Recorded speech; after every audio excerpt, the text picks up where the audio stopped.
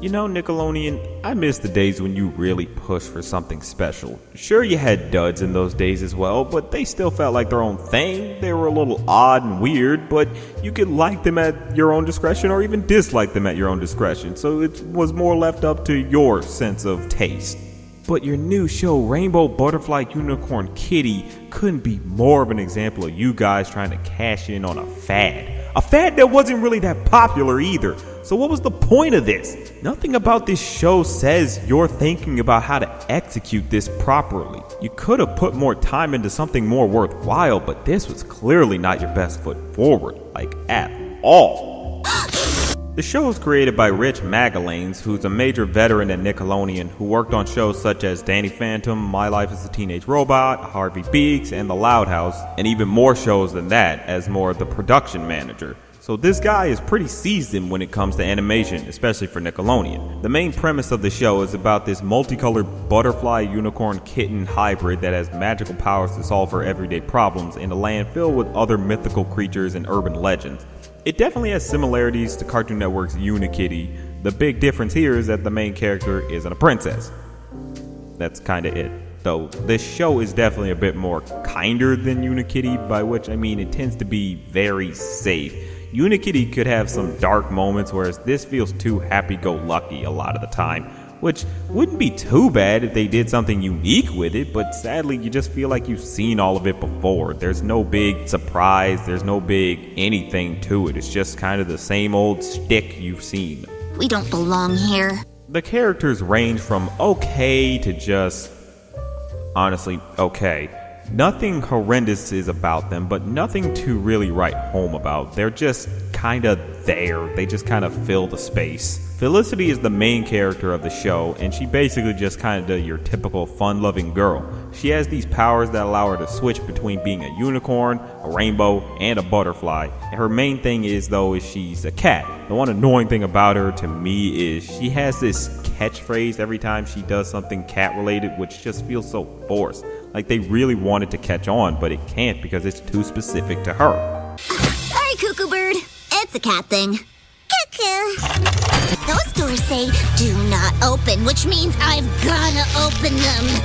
What? Why? Curiosity. It's a cat thing. She's not too bad, but her attitude just feels a little too sweet. She could use a little edge to her. There's also her friend Miguel, who's basically a blue Egyptian cat who can summon a guitar.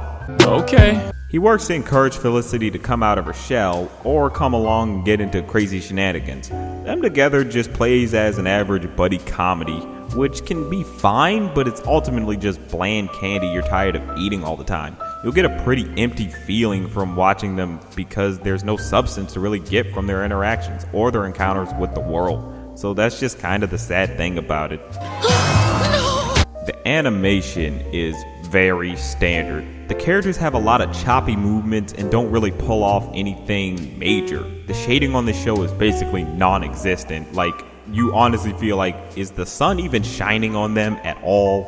Like, is there any real light source? It's just kind of odd.